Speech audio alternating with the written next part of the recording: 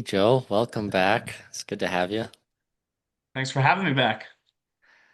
So, you just wrote your own book called The Academic Hiker, and we've chatted offline about it, and I have to get my copy.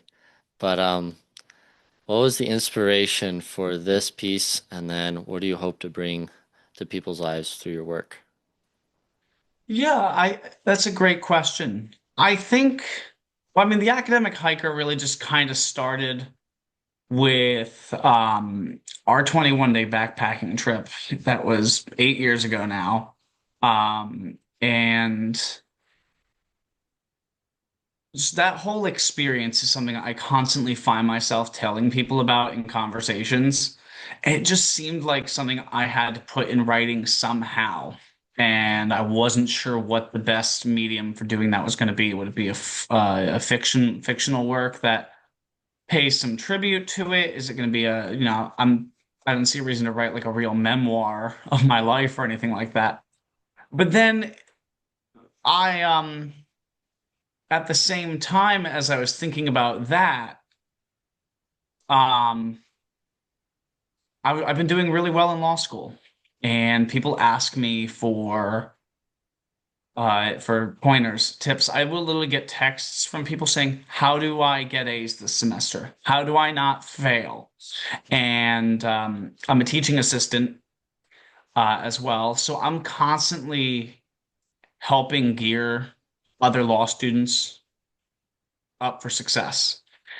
And I guess last Christmas, I think it was. I know we talked about it briefly at Christmas time. Um, the idea was just kind of coming into my head that maybe there was some way to connect the dots between these two things. Um, so the more I thought about it, I decided I wanted to take one lesson that I learned from each day, one lesson per day on that 21 day trip, Mm. and talk about how that individual lesson transfers into the front country. I mean, you remember how much we talked about the idea of transfer in college. Always.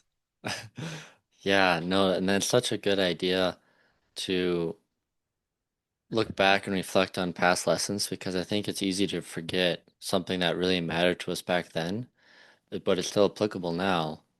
And then, like what you're saying, how do you apply something that seems like unrelated to an academic setting, but is very related? It's mostly our mindset and how we approach things.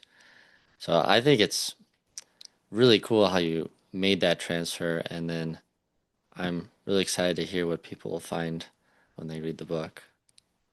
Yeah, it's, I have a love-hate relationship with self-help books to begin with, just because I do feel like they can be overindulgent or they can spend a lot of time saying something that you could only need a few words to say. Um, Hmm.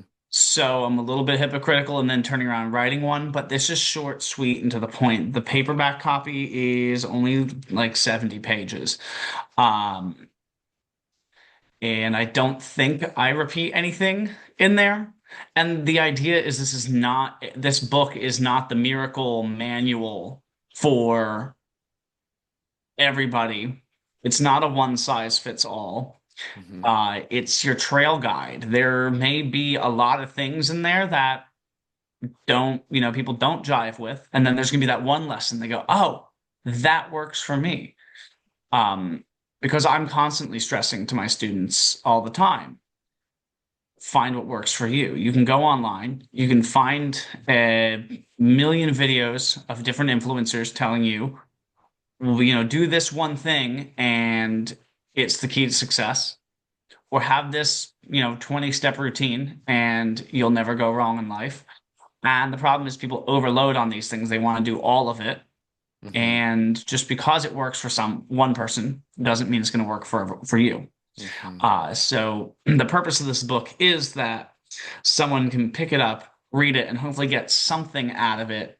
Say, okay, that lesson right there. I think I cover a broad swath of topics and lessons, mindset, motivation, um, teamwork. what have you. Mm. So you said that there's 21 tips. Is there one that you find that speaks most to you that you want others to also find value in? Yeah, and that would be the first one. First Day one, start before you're ready. one. Um, I mean, you remember the feeling. We were standing at that trailhead. We had a week of training under our belt, and I don't know about you, but I didn't feel ready. Like, I could probably tie one or two of the knots that we were probably going to need to use. I learned a lot of it while I was out there doing it and failing over and over again on them. Um, I felt useless at reading a topographical map. Uh, but if you wait until you feel you're ready, you're never gonna get started. That's simply how it is. You need to just go. You need to just Yeah. take that first step on the trail. Um, whether that's getting the push from, our guides saying, "All right, guys, it's time. Let's go. No turning back now," or the professor saying, "All right, the exam's beginning," or taking that first step into law school, grad school, college, if you're a first gen college student. Um, so that one, I think that's the biggest one because imposter syndrome is real. We had a whole lesson in law school about imposter syndrome because a lot of us are first gen law students. Um, a lot of us don't even have family members who are lawyers or like distant cousins or relatives or family friends. So this is really, for a lot of people, they're pioneering that track. Hmm. Uh, and the only reason they're there is because they ignored the voices in their head telling them they weren't ready, telling them they weren't good enough. Because your idea of ready is always going to be an unattainable standard. Mm. That seems very true. Yeah, because we want essentially want the amount of ready now that would keep us from failing once we start, which is Exactly. like, yeah, like you said, unattainable because you have to fail in order to succeed. We don't know. We are not good gauges of knowing like where our limits are until we push ourselves to those limits. Great Right. example, and I'm actually talking about this on the YouTube video that's going to be dropping this coming week on my channel. But I go back to Pat when we packed our bags. I remember coming down with probably 3 to 4 pairs of socks, or more, a number of pairs of underwear, a number of pairs of socks, and like a handful of clean shirts because that's just like who I am. I like to have clean clothes. And that was just in my mind, okay, in order to be ready for this, to be comfortable doing this, I'm gonna need these all this extra clothing. And I couldn't fit everything I needed into my pack. And our Mm. guide was, I think it was Zach, was just like, yeah, no, you don't need that, you don't need this, you don't need that. And so next thing I know, I'm boiled down to the bare essentials. I had a pair of socks per week. I had a pair of underwear per week. And I'm sure there are guys that didn't bring anything, any changes, and just went the full 21 days. And good on them. But for me, it was gross. I think I burned those socks afterwards. Um, but I could not have imagined myself doing that without someone saying, no, you don't need it. Throw it away. Yeah, it was gross, but I did it. I don't know if you had any similar experiences, but that was mine. Um, well, I wasn't told to keep anything out because I was talking to other people beforehand, so I kind of planned it out. But one of the things I did do, which I found out later, I guess they changed it now. You know how you could re-ration yourself food? Yeah, yeah, yeah. Apparently now you can only do a pound. They only Oh, allow a pound for re-ration for your own stuff. I think I re-rationed myself like 6 or 7 pounds of extra food. because I was so scared of being hungry. So I might have gone overboard there, but yeah, I re-rationed myself wool socks for sleeping in. that's smart. Yeah, the sacred socks. The sacred socks, exactly. But yeah, I think that lesson, that tip, that experience, start before you're ready, is just so important because how many people have passed up opportunities in any area, school, work, life in general, because they didn't feel like it was the right time. They didn't feel Mm, they were ready. right. And then they missed the bus on something that would have been a really good opportunity for them. Hmm. Yeah, no, that's so true. I mean, I think I was just talking to John Gassner today about this, but um, I think there's that apprehension that also like if you tried something in the past and you failed, a lot of people don't want to do that now because they're like, well, I kind of missed it the last time. Why try again? And I think like what you're saying, start when you're not ready. Sometimes it means starting again. Hmm. Like even if you tried a while ago, you can go at it again now, and you can change your mindset and how you approach, and you might actually succeed this time. That actually goes to another lesson from our trip, another lesson in the book, and another one, conveniently enough, also I'm talking about in this YouTube video dropping next Sunday. But shameless plug, I know. Oh, you're Um, fine. but and that is don't be afraid to take a step back, reevaluate and reroute if needed. It's Mm, not quitting to admit maybe you're doing it wrong or maybe now isn't the time. Um, you know this experience because you missed the switchback on day 19 and the other group knew it because they missed the switchback on day 19. But you guys, once you hit that fence on the private property, realized and admitted you screwed up. My group did not. We pressed on 4 miles in the wrong direction, ignoring all of our intuition saying we were in the wrong place. We had walked in the wrong direction. And that led to just hours of us bushwhacking, and the morale was gone. We weren't happy with each other. Everyone was responding to it in different ways. It certainly wasn't a proud moment for anyone. But if we had done what you guys did, which is when all the alarm bells were sounding, go, huh, this doesn't seem right. That's not failure. That's mm, not quitting.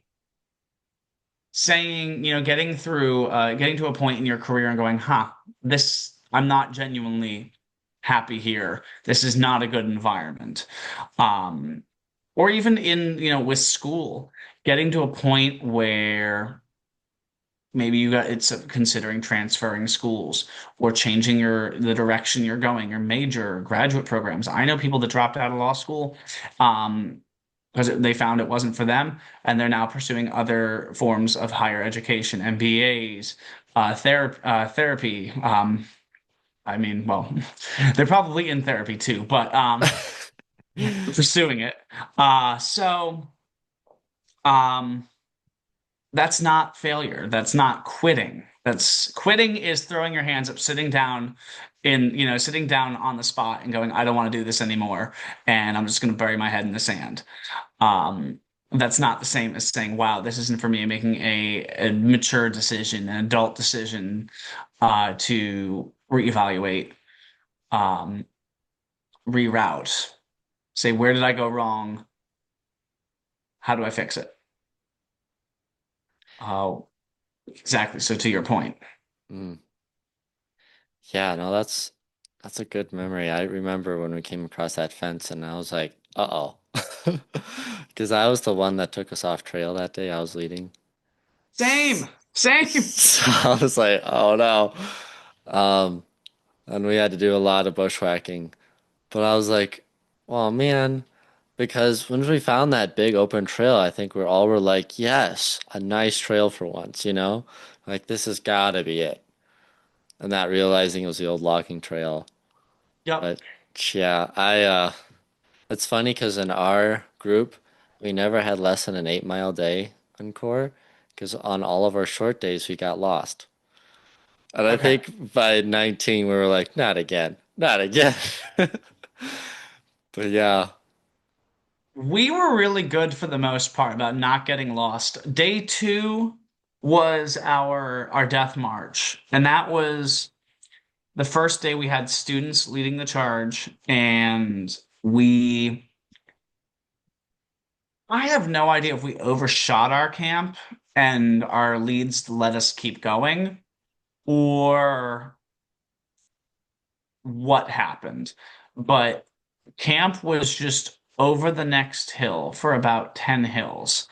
And it was a long and arduous day. It was like the first full day of hiking. We were all sore from just getting out on the trail the day before. So, um, we had that day. And I talk about that experience in the book. And then we were pretty much like we had long days. We had very strenuous days, but we didn't really ever get lost again until, of Mm. course, the day that I was leading the charge, because I can't find my way out of a paper bag.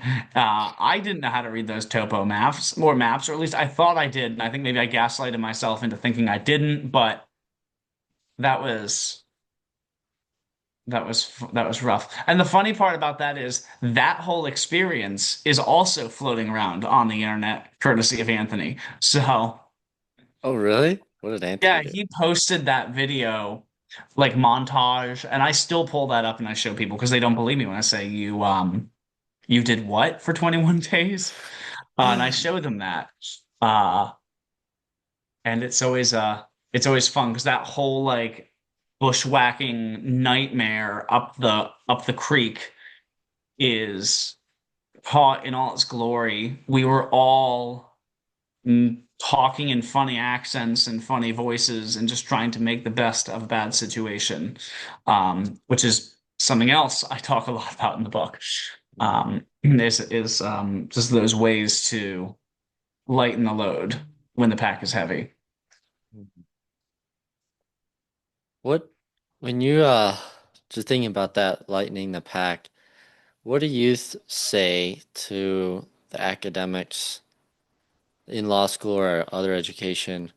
Like, what kind of stuff do they can they leave behind or should leave behind when they're in school? Like, they can it be mental things, other like what would you say are the essentials that they should make sure they always have with them? Like physically actually with them. Physically and also like mental space, like what Okay. they should bring with them every day. Yeah, I think it's tough in college because there's an age. Looking back on it as a 26-year-old, I know I would never have followed this advice at 18, 19, 20, 21. But you want to think about school as a job in college. I did this. I talk a little bit about my experience of almost losing my scholarship. I mean, I think you probably remember when I texted you it was right before COVID, 2019, saying I didn't think I was coming back because I didn't see how I was going to keep my merit scholarship. But by the grace of administration, being able to come back my junior year to Wyoming and get my act together, the first thing that changed was my schedule. Now, obviously, we had already done a year of going to the gym and everything, but I did not really keep a consistent school schedule. I went to my classes and I did homework when I felt like it, and that was it. Whereas junior year, I started treating it like an 8 to 5 job. I said, as soon as I get out of breakfast and I get into the library, I'm setting my bag down somewhere and I'm jumping into whatever needs to get done before class, some last minute prep. I'm going to go to class, and then during that 8 to 5 window, if I'm not in class, I'm in this spot in the library and I'm reading for the next class. So I was always consistently like a day ahead. So if we had class Monday, Wednesday, Friday, as soon as Monday class was over and I had time, then I was reading for Wednesday. So what that did for me was it freed up my Thursday night and my Friday night so I could kind of relax a little bit there. And then Saturday would usually be the day I'd get back into studying. So the mentally, you want to think about school less as school and socializing and going to classes and think of it as a job from time A to time B. I'm in this mindset. I'm gonna lock in. I'm gonna put my music on and I'm just gonna do deep work until I genuinely have no more work to do. And then great. If you're ahead, you got nothing to do, go relax. So that's sort of the mental framework there. And then physically, I mean, whatever your preferred apparatus for taking notes is, whatever your preferred piece of technology is, um, earbuds if you like to listen to music. I keep a little timer in my bag now. I have this little like cube timer that has preset times of 5, 10, 30, and 60 minutes on it. So what I'll sometimes do is sit down and say, all right, 30 minutes, bang. I got the timer here. I'm not going to go on YouTube for anything other than music. I'm not going to go talk to my friends. I'm just going to lock in for 30 minutes. That timer goes off. I'm going to turn it to the 5 minute side, go grab a drink of water, say hi to Mm. people, sit back down, especially when I've got like couple hours of deep work. I do that a lot when I'm studying for exams, where it's like, all right, 8 to 5, I got no class, and I'm going to be in this building studying. Keeps you sane. So those are just a couple of things. I like that a lot. Excuse me, one of the guys I follow for like brain coaching, like speed reading, memorization, he talks about the Pomodoro method, which is you chunk your study time, and he said they have people have the highest retention rate with that kind of schedule, 30 minutes on, 5 minutes off. Um, so it's scientifically backed, so that's really Yeah, good that's pretty stuff. much exactly what I where I got it from, and it is a Pomodoro timer that I have. It's nice Oh, because it's like a cube, and you turn it to the side that you want, and it will automatically like the gyroscope will set the timer when you turn it. oh, that's cool.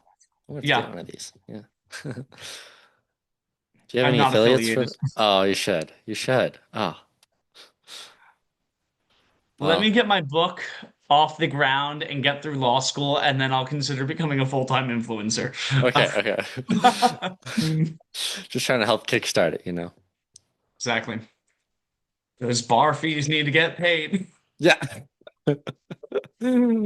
Uh, that hustle mindset. Yeah. Exactly. Um, so you've been an author previously, with your novels, and this is book 4, right? I've written a lot of stuff that's never been like Oh, okay. published or really marketed broadly. I did that in college. I wrote that short novel about school in the woods, McAllister, but that's you know, we don't need to talk about that. I look at that, I go, God, I published this. Um, but then the other stuff, the other things I've written really are have just been passion projects. I am someone who's very bad about finishing things because I'm a perfectionist. I want them to be perfect. So every time I look at it and read it, I go, "Oh, this isn't ready yet." And then what happens is eventually the flame dies out. Mm, So a lot of the stuff I've written won't see the light of day. Um, I am someone that I operate best when I'm busy. So if I have a passion project, even if it's something no one's ever going to see, I will put hours and hours into it just because it gives me something to do with my brain other than stare at the TV or play a lot of video games. And nothing against that. I play a lot of games already. But it keeps me from feeling gross. Like all I do with my spare time is, something like that. Um, I'm a big believer in we should create in at least equal proportion to what we consume, if not more. mm. Oh, I like that ratio. That's really good. Um, So, and I that's not something I talk about in the book, obviously, but that is a something I do firmly believe in. mm. That's really cool. I never thought of that before or heard that said before. Hmm. Yeah, something I've been trying to do as a daily habit is memory training. So I try to do like 15 to 20 minutes now where I read something like a sentence or a paragraph and then I try to say it back word for word for just reading it. And that Hmm. alone, that little chunk of time has noticed that like my brain has gotten way more fast and agile with certain activities. So I like that creation part of like, yeah, what can I make intellectually or physically using my brain in a good capacity that way. Because yeah, it's so easy to just be consuming and you feel like you're doing something, but you come back to it, you're like, well, I didn't really feel like I grew from this, you know? Yeah, I mean it really comes down to finding something that you like to do that is productive. And productive doesn't always mean generating income. It just means doing something that keeps your brain active, keeps your hands active. I know my mom loves knitting, and so a lot of times if she's watching a movie, she'll have one eye on the movie and she'll be, working, doing the stitches with her hands. So, Mhm. um, and I'm kind of the same way. I very rarely will sit down and watch a movie on my own. I will have like movie nights with my friends, with my girlfriend, like we'll do that, but um, I I will only ever like have the TV on as background noise. So like if I'm in where our like with my house, with my mom's house, that is, the kitchen looks right into the living room, so I can be making food. I can be meal prepping Hmm. for the week and have the TV on there. Um, or trying, or just cooking. I mean, for me, cooking is as much a fun thing as it is, a necessity. Um, but yeah, again, it comes down to my advice to people: find what works for you. So Hmm. I think that's cool that you do that with those memory exercises, though. Yeah, I realized just working a manual job that unless you have something you're listening to, like an audiobook, it's really easy to get caught in thought loops. You know, you think about the same thing, but you don't really expand on it. And so I'm trying to find a way to like throw myself out of that. And it's just really cool to have something intense and short. That way you feel like you got a lot of, um, I don't know, what would you describe that? Like you worked on something hard, so you felt like it produced something good. In this case, it's just memory training. Um, Yeah, but yeah, it's kind of like when you lift, you know, it's like sometimes you need to hit a hard set, and once you hit that hard set, you're like, oh yeah, that was good.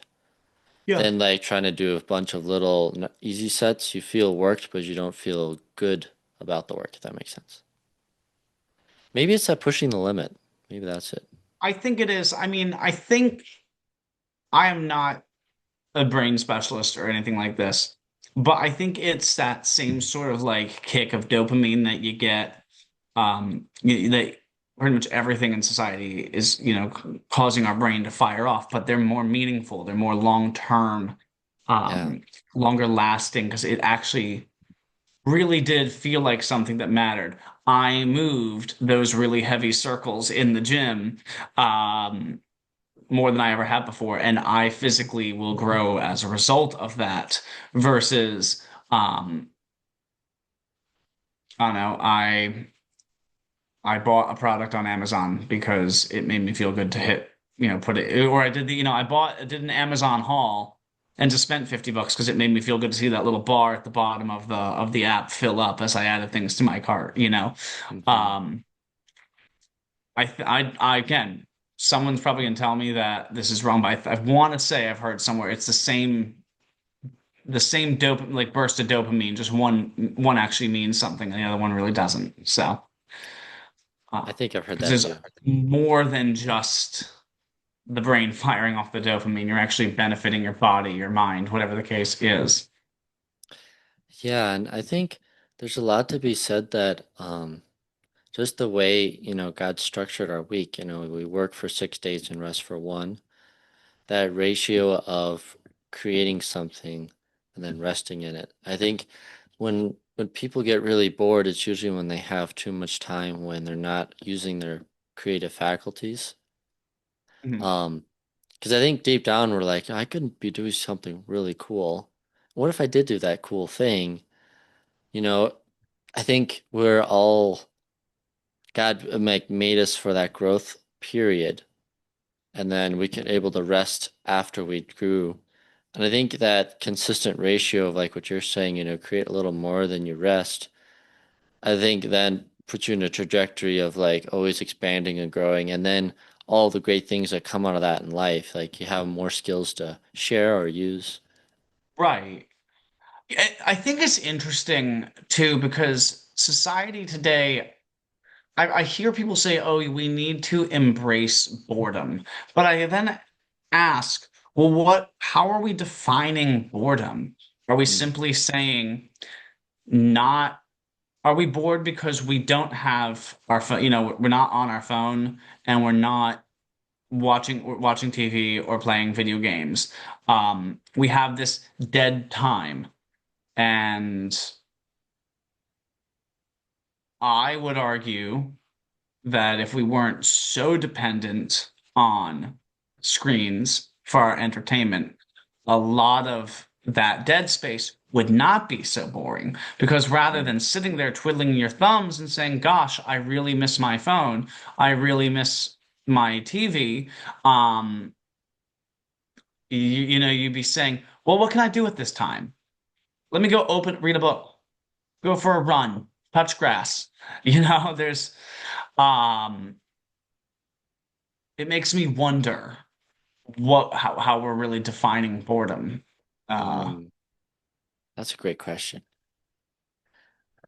Yeah, because one term or definition I've heard is boredom is space for imagination.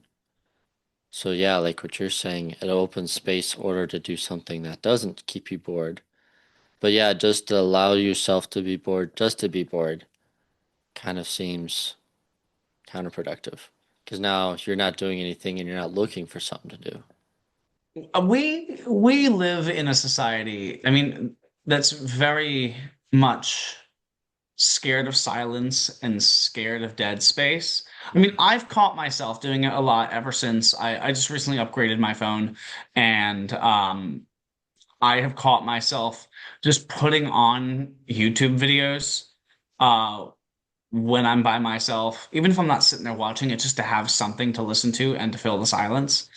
It's not even just like music. It's just like I'm gonna have this podcast on or this, top 10 ranking of these movies or these games or something like that. Just something that's filling the space. So I've caught myself doing it. But we're, I'm watching an entire generation being brought up that does not know how to handle any sort of non-stimulating activity, any sort of dead space. I was in a restaurant the other day and I looked up and, there was a mom there. They had put their order in. They're waiting for her order patiently. And she's got two kids. Both kids have AirPods in and they're on iPads, individual iPads. And they're just connected to their screens, playing some game. And I don't know why. I just wanted to, like shake that mom by the shoulders and be like, "What are you doing?" And you can't say anything because if you point it out, they're immediately going to say, "Well, my child doesn't behave when I unplug them." Okay, great. Why? How did we get there? You know? Yeah, exactly. Yeah, So that it's concerning. it is, it is. And I think sometimes too, I've noticed this lately and I've heard a few people talk about it, but um I think there's this tendency where if we're not having fun with someone else, then we might as well just feed an addiction because it's like, well, why do we?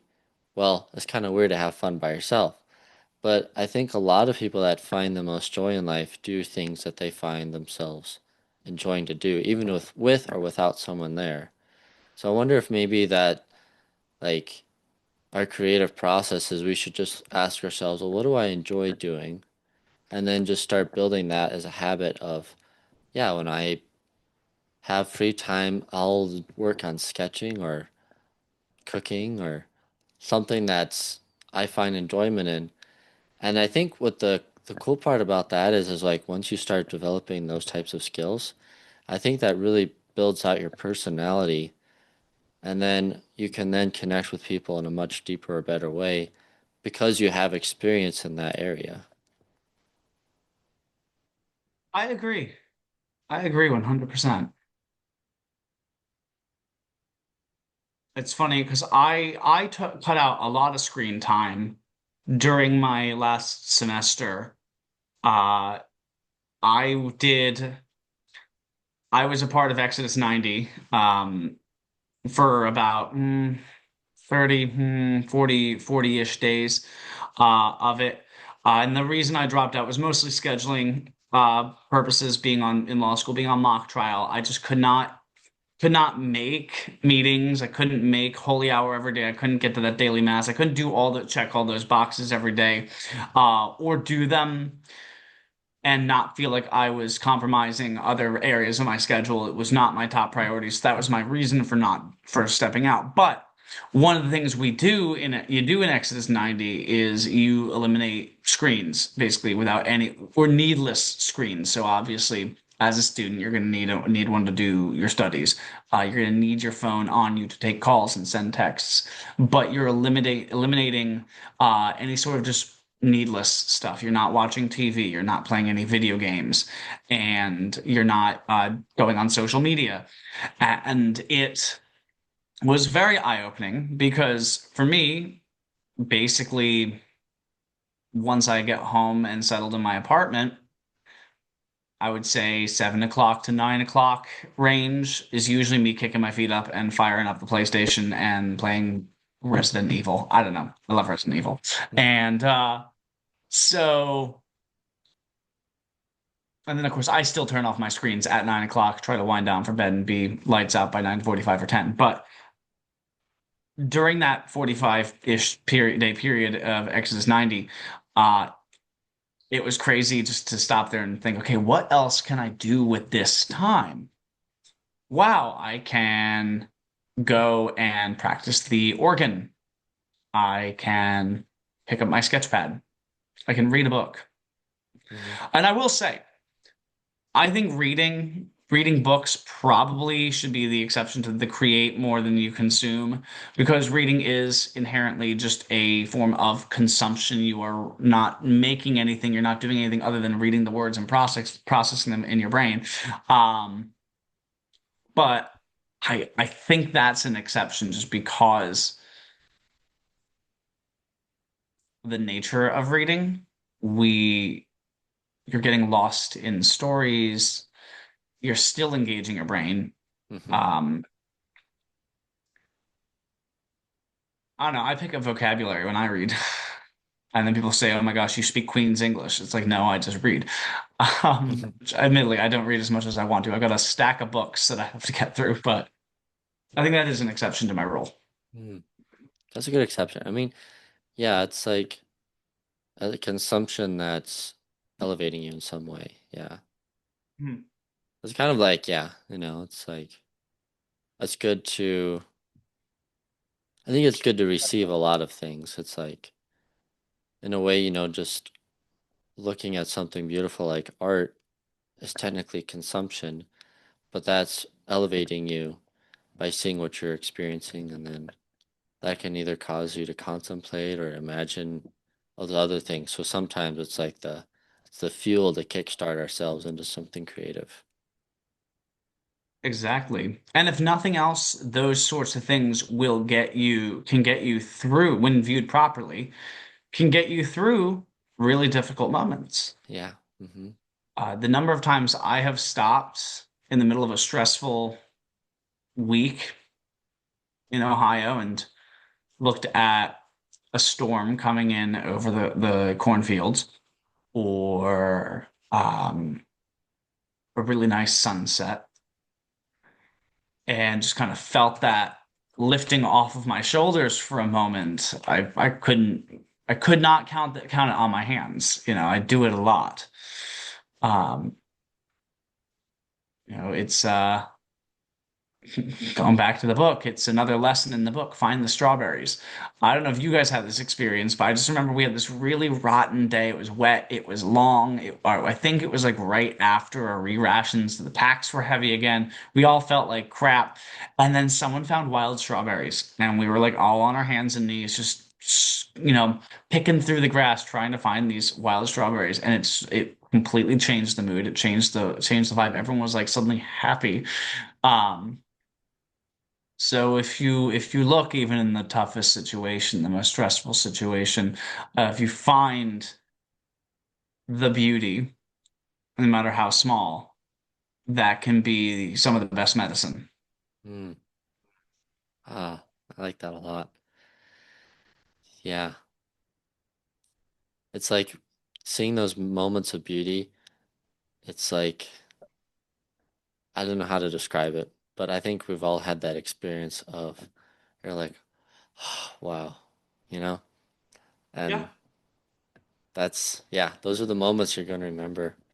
So, yeah, it's like you can't inside of, lose yourself as in meaning you can't deaden your personality through too much work or stress. You need to find yourself through those things and then become more through your work, I think. So, yeah, it's like when I stuff is agree. rough, it's not having fun, is there. It's like, how do I find myself and bring my own personality to this? And I think that's what makes those moments memorable in a good way. hmm It's interesting. You said something that really resonated with me about losing yourself to the work. And that just got me thinking about sort of where society is right now. Like there is a big niche on the internet about like the grind set, about you're gonna work work work so you can relax later. um and maybe I'm slipping into that niche a little bit with this book, but I don't want anyone to misconstrue what I'm doing with that, because I'm here to be motivation. I'm not here to say, you know overdo it, because if you overdo it, you will burn out. Um, I think there's a difference between, the grind and the grind set in a way. Hmm. Uh, that this whole idea that you are, I think, I want to word this right. I think the grind, that's the motivation. That's the hard work. That's charging up however many sheer cliff faces we walked up on that 21-day trip. Hmm. The grind set, you're a hamster on a wheel. That's our group going well past camp on that second day. And that was our death march. That was the burnout. And I Hmm. think the attitude of, oh, I just got to keep going and I'll get there is a lie.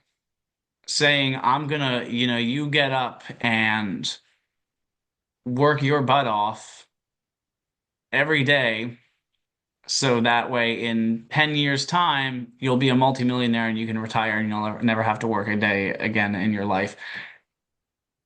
Good luck with that. Good luck working nonstop for those 10 years. Anyone who says they can do it and it's easy is lying. They're selling you something. Hmm.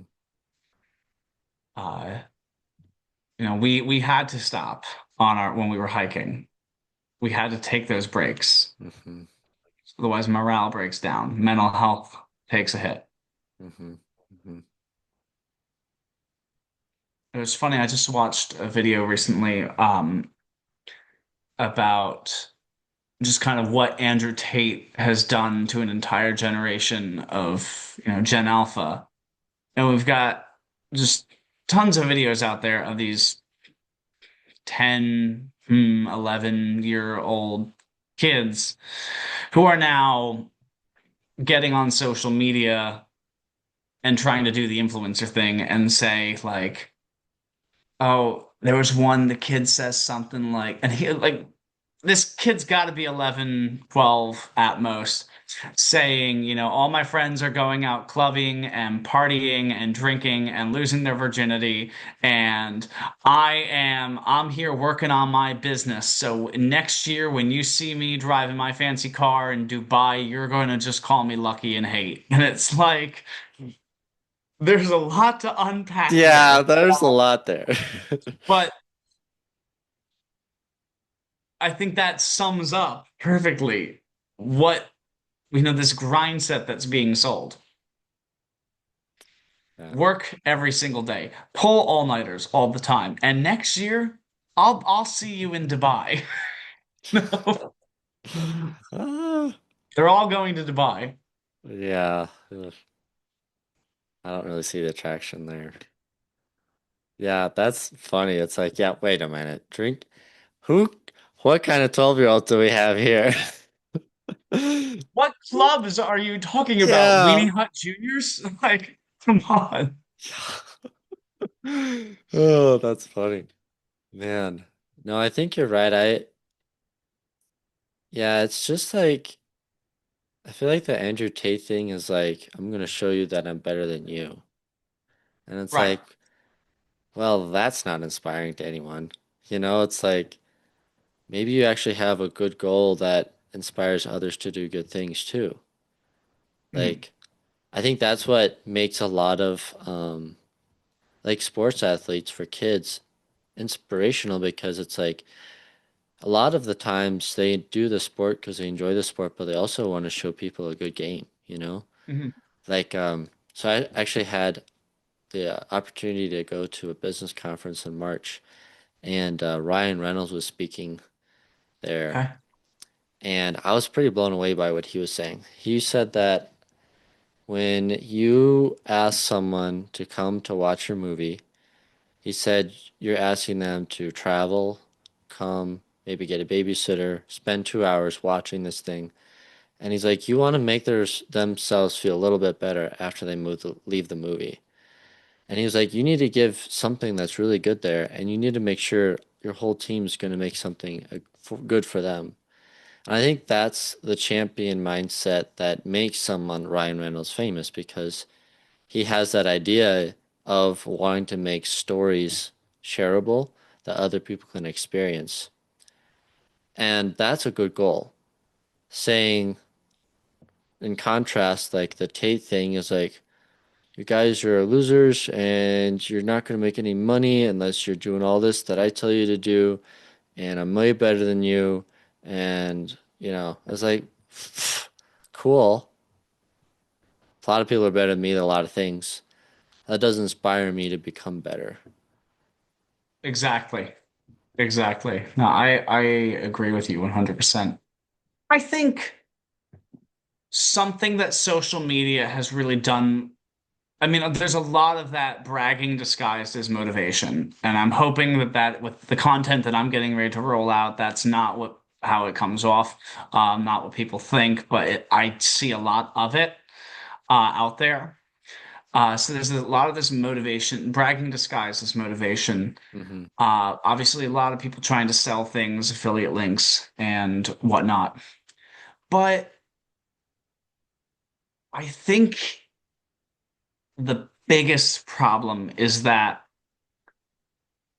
when we spend all this time looking at other people, Hmm. what other people are doing, we actually, and this is kind of why I started thinking about this, create more than consume, we actually spend more time watching other people do things. How morning routines.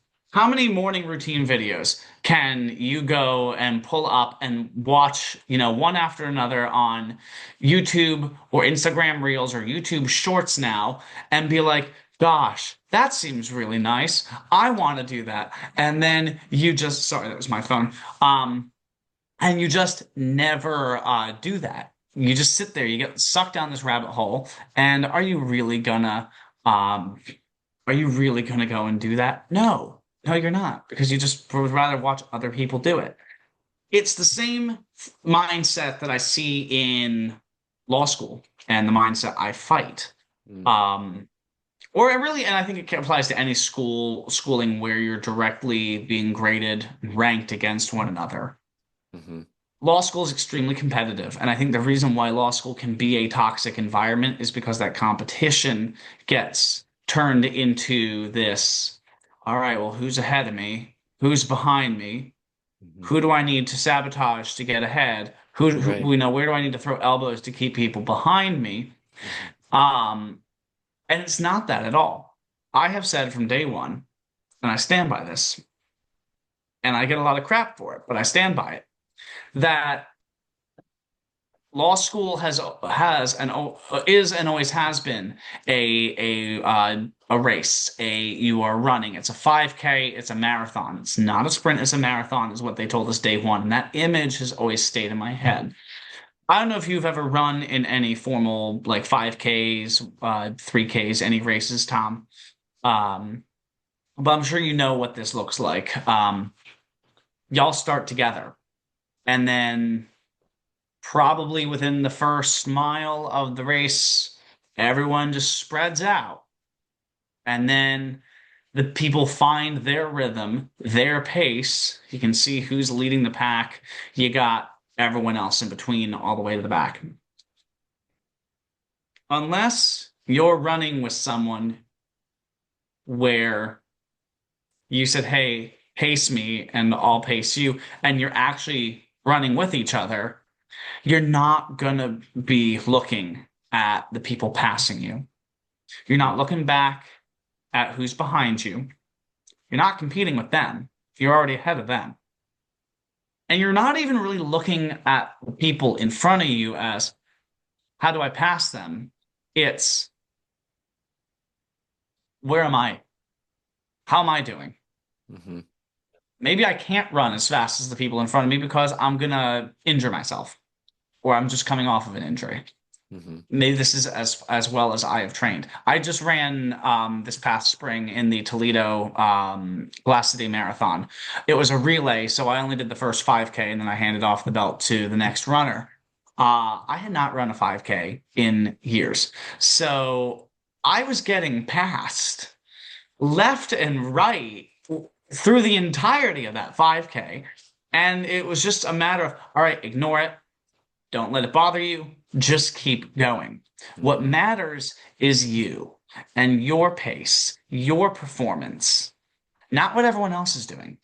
hmm And I think everything we've talked about with social media, uh, especially, it has bred this mindset of we got to worry about what everyone else is doing and how people are going to look at us and whatnot. And we're letting that affect how we view and treat a competitive environment like school. So that's my soapbox over. I like that a lot.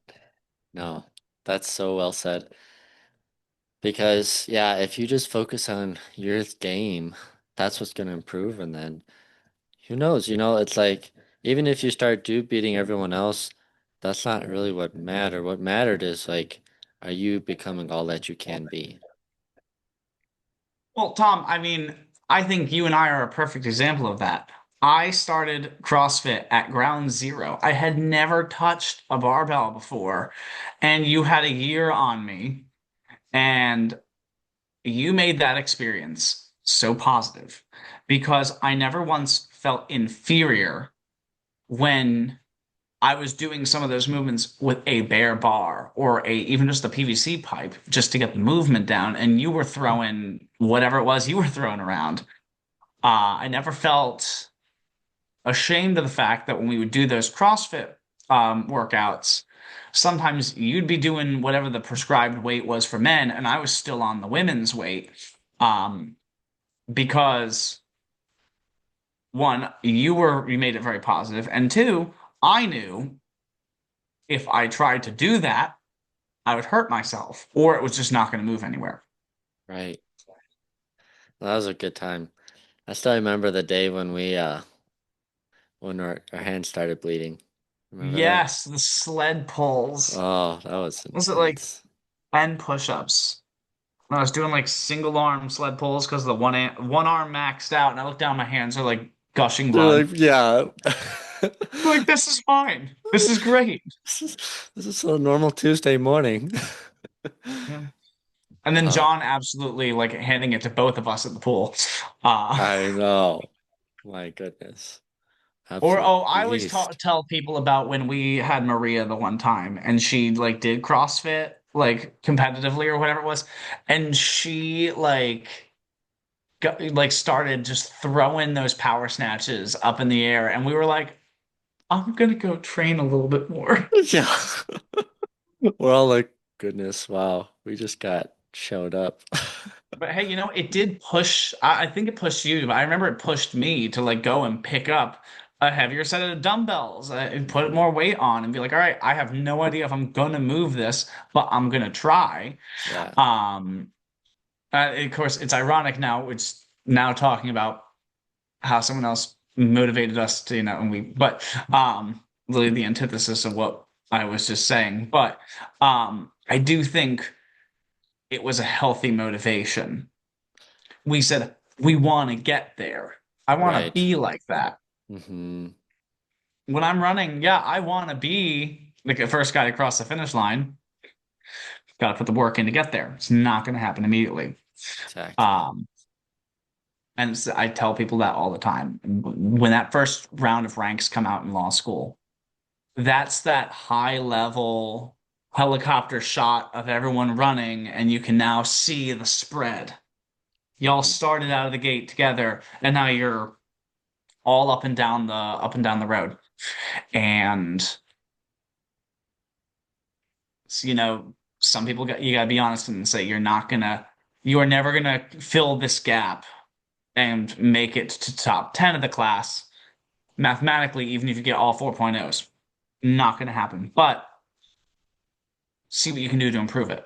I have never I've consistently been one or two behind the top of our class. He is a good friend of mine. We study together. He has never once thought about throwing an elbow to screw me over. I have never thought about doing anything to screw him over. We are running this race together. Um, would it be nice to be number one in the class? Yeah, absolutely. Is that what I'm shooting for? No. And at this point, there's like a 0.01 difference between me and the next person in line. If I get past, it's not the end of the world. I don't care. I have in my mind certain goals I want to achieve in the next year. That being, I want to graduate summa cum laude. I'm almost there. That's what I'm concerned about. Every semester, I have moved my semester cum up a little bit. And that is what I'm judging. I'm competing with myself. That's the only person you're competing with. That's right. Preach it, Joe. Preach it. You got me all fired up here. Ah, well, um, do you want to just share about where people can find the book for to follow you? And then Yeah, we could drop all that in the description as well. But yeah, absolutely. My YouTube handle is at the academic hiker. The logo is right behind me.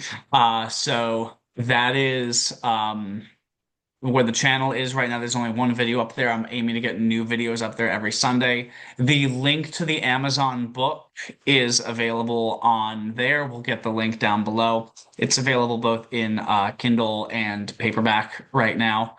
And would really appreciate anyone wanting to just spread the word. If you know someone who is standing at the head of whatever that trail is, figuratively or literally, this is the book for them. There is one trail, there is one transformation, and I want to walk with you guys on that journey. mm, Thank you so much, Joe. It was a pleasure having you on, and Thanks, can't Tom. wait to get my own copy of the book. And everyone who listens, please go get one from Joe.